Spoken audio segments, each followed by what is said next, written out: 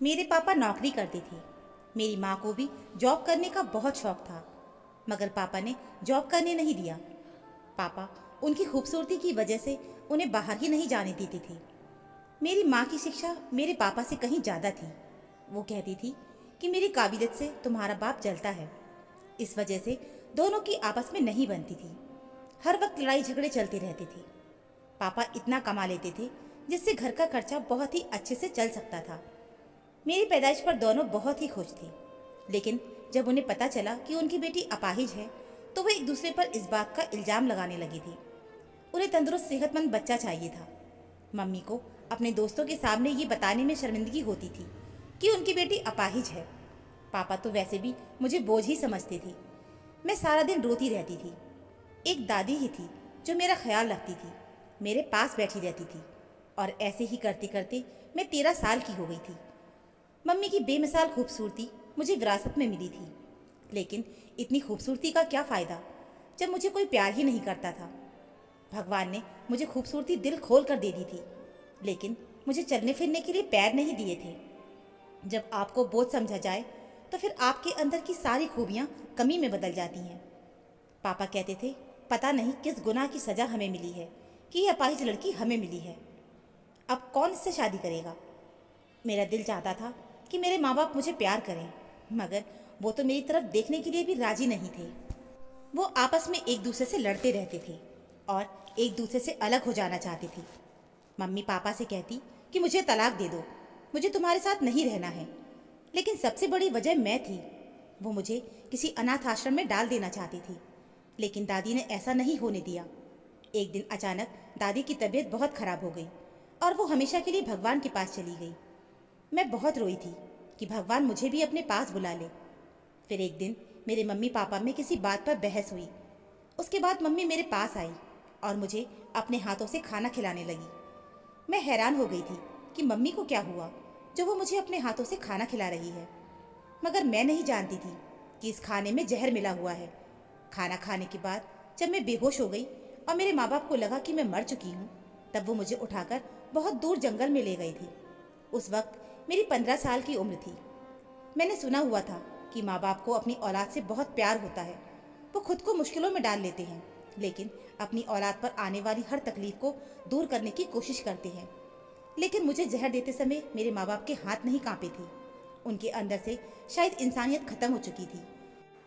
वो अपना अपना सफ़र अलग करना चाहते थे, जो कि मैं उनके इस काम में रुकावट बनी हुई थी। लेकिन मुझे मारने की क्या ज़रूरत थी। वो मुझे किसी अनाथ आश्रम में फेंक देते। मैं सच में मर गई होती अगर समय पर किसी भले इंसान ने मेरी जान ना बचाई होती। मैं अस्पताल के बेड पर थी। मैं बहुत हैरान थी। मेरे लिए वो एक फरिश्ता था जिसने मुझे धूप में जलते हुए छांव दी थी। उसने मुझे मेरा नाम पूछा और पूछा कि तुम कौन हो और किसने तुम्हें जहर दिया है। मैंने कहा कि मेरे माँ बाप ने मेरे अपाहिज होने की वजह से मुझसे नफरत करते थे, मुझसे छुटकारा पाना चाहते थे, इसलिए उन्होंने मुझे जहर दे दिया। वो आदमी अच्छा भला खूबसूरत था। उम्र भी कोई ज़्यादा नहीं थी, यही कोई 22-23 साल की उम्र का नौजवान लड़का था। वो मुझे अपने घर ले गया। उसने कहा कि आप यहाँ रह सकती हैं।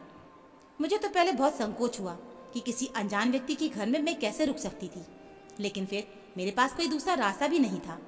मैंने कहा कि आप मुझे कोई काम दे दो, तो वो हंसकर कहने लगा कि तुम काम करने के लिए इस दुनिया में नहीं आई हो, काम करने के लिए मेरे घर में बहुत नौकर हैं। फिर वो मेरा बहुत ख्याल रखने लगा। समय यूं ही गुजर रहा था और मैं 19 साल की हो गई। फिर एक दिन अचानक उसने मुझे शादी के लिए बोल दिया। मैं तो हैरान ही रह गई थी कि उस जैसा इंसान भला क्यों मुझसे शादी करेगा, मगर ये सच्चाई थी। उसने मुझसे कहा कि मुझे तुमसे मोहब्बत हो गई है, और मैंने भी उसकी बात पर विश्वास कर लिया। उसकी आंखों में उस समय मोहब्बत की चमक साफ दिखाई दे रही थी। भगवान ने मेरी किस्मत में इतनी खुशियाँ लिख रखी थी, मुझे तो विश्वास ही नहीं हो रहा था। मैं उसके साथ बहुत खुश थी। अब मैं उसके घर की मालकिन थी। मुझे इस दुनिया में सहारा मिल गया था। मेरे भगवान ने मेरे जैसे अपाहिज को भी इतना अच्छा हमसफ़र दिया था। उसका नाम राज था। मैं रोज़ाना उसके लिए सजती संवरती थी। उसने बताया कि उसका बहुत बड़ा बिजनेस है और वो बहुत पैसे वाला है। मुझे अपने साथ ले जाते हुए उसे कभी शर्म महसूस नहीं होती थी। मैं हर पार्टी में उसके साथ जाती थी। उसके फ्रेंड सब हैरान थे कि इतने हैंडसम इंसान ने एक अपाहिज लड़की से शादी कर ली।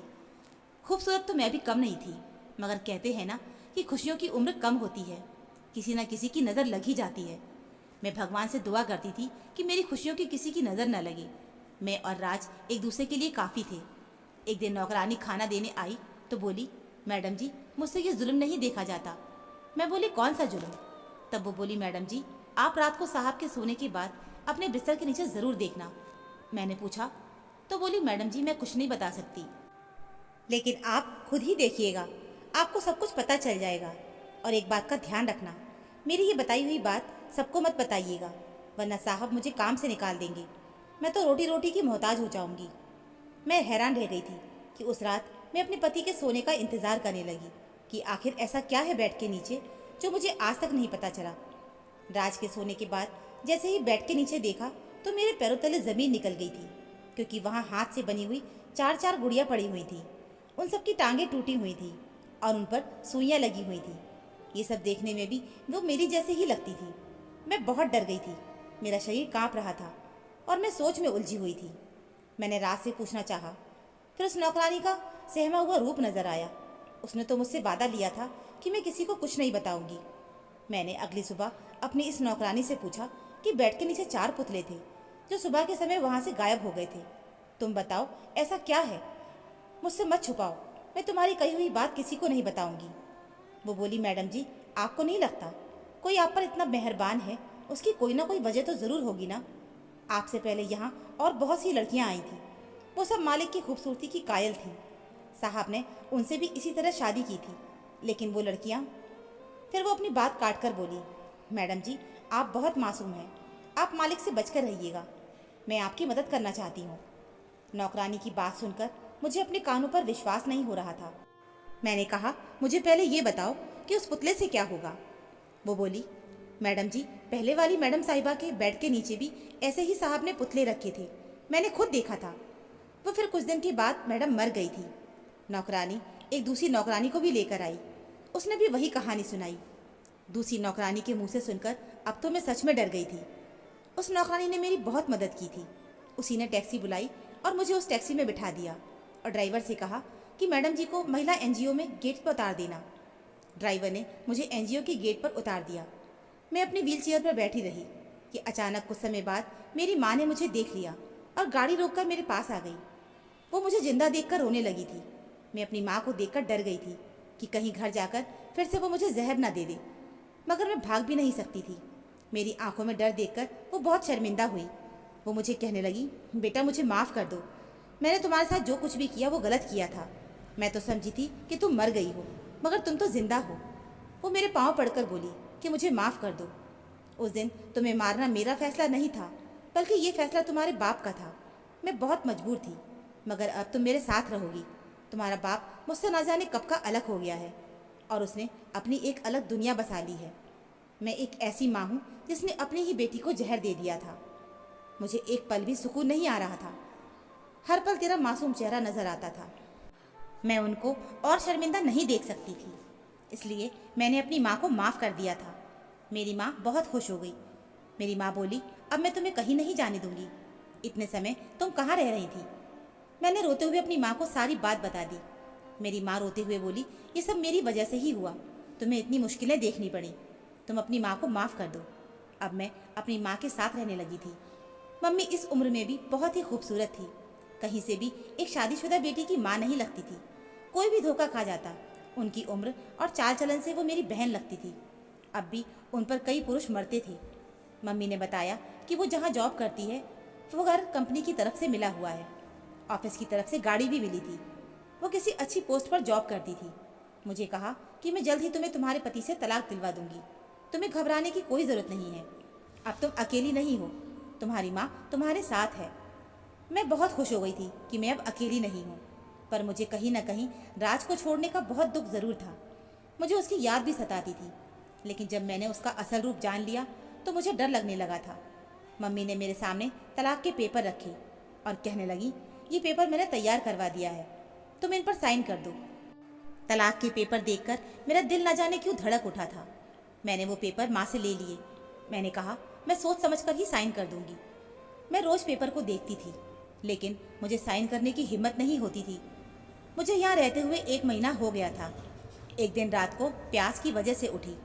वैसे तो मम्मी मेरे कमरे में ही पानी का जग रख देती थी, लेकिन आज मेरे कमरे में पानी नहीं था। मैं अपनी व्हील चेयर पर बैठी और किचन में जाने लगी, लेकिन मुझे माँ के कमरे से आवाज़ आ रही थी। मुझे हैरत हुई कि सुनूं तो सही कि वो किससे बातें कर रही है। रात के समय मम्मी के कमरे में कौन हो सकता है? मैं गौर से सुनने लगी। किसी मर्द की आवाज़ आ रही थी। मम्मी को वो आदमी कह रहा था कि तुम जल्द से जल्द अपनी बेटी को तलाक दिलवाओ, वरना मैं तुम्हें नौकरी से निकाल दूंगा। शायद वो मेरी माँ का बॉस था, लेकिन रात के समय वो माँ के कमरे में, मुझे ये सब कुछ ठीक नहीं लगा। फिर वो बोला, अगर मैं तुमसे अपना घर और गाड़ी वापस ले लूँ तो तुम सड़क पर आ जाओगी। तुम अभी तक अपनी बेटी को तलाक नहीं दिलवा सकी। मैंने इतना कुछ किया तुम्हारे लिए। तुम्हारी बेटी को नौकरानी के पैसे दिए, उसको घर से निकलवाया, तुम्हारी बेटी के दिल में शक पैदा किया, झूठे पुतले बना के रखे, और तुम अभी तक तलाक के पेपर पर साइन नहीं करवा सकी हो। ये अपाहिज लड़की मेरे बेटी की ज़िंदगी में नहीं होनी चाहिए। मैं हैरान थी। ये मेरी ही बात हो रही थी। यकीनन ये आदमी मेरे पति राज का बाप था। मेरी माँ बोली, जैसा तुम बोलोगे वैसा ही होगा। अब तुम्हें शिकायत का कोई मौका नहीं मिलेगा। अब मुझे सारी बात समझ आ गई थी। मुझे अपनी कामवाली पर गुस्सा आया। मैंने इतना प्रेम करने वाले पति पर विश्वास नहीं किया। मैं कितनी आसानी से उसको छोड़ कर आ गई थी। जो माँ बेटी को जहर दे सकती है, वो भला अचानक इतनी अच्छी कैसे हो गई? ये सोची समझी चाल थी। वो नौकरानी भी उनसे मिली हुई थी। मुझे एकदम घुटन का एहसास हुआ। मैं यहाँ से निकल जाना चाहती थी। मैं चुपचाप जाकर अपने कमरे में लेट गई थी। मैंने मम्मी को बिल्कुल भी एहसास नहीं होने दिया था कि मुझे उनकी सच्चाई का पता चल चुका है।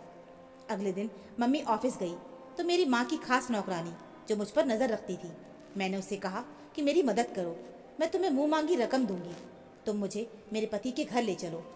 मैंने तुरंत अपने हाथों से पहने हुए सोने के कंगन उस नौकरानी को दे दिए। मैंने कहा कि मैं इसके बाद भी तुम्हें जितनी रकम मांगोगी उतनी दूंगी, बस मेरी मदद कर दो। वो खुश हो गई थी। वो मुझे एक ऑटो में बिठाकर सीधा राज के पास ले गई। मेरा पति अभी भी मेरी यादों में तड़प रहा था। मैंने राज को सारी कहानी बताई। मैंने राज से कहा कि मैं डर गई थी, मुझे माफ़ कर दो। मैंने तुम्हारा विश्वास नहीं किया और एक गलत इंसान पर विश्वास कर लिया। जिस लड़की के माँ बाप ने उसे इस्तेमाल करके अपने मतलब के लिए फेंक दिया हो, वो लड़की ऐसे ही बन जाती है। उसे किसी पर विश्वास नहीं रहता। मैंने कहा, मेरी माँ और तुम्हारे बाप ने हमें अलग करने का इरादा बनाया हुआ है। दोनों आपस में मिले हुए हैं। तुम्हारे पापा मुझ जैसी अपाहिज लड़की को अपनी बहू स्वीकार नहीं करना चाहता। उन्हें तुम्हारे साथ कदम से कदम मिलाकर चलने वाली बहू चाहिए, जिसमें कोई कमी ना हो। राज ने कहा, मैं तुम्हें कभी नहीं छोड़ूंगा। मैं उस नौकरानी को भी काम से निकाल दूंगा।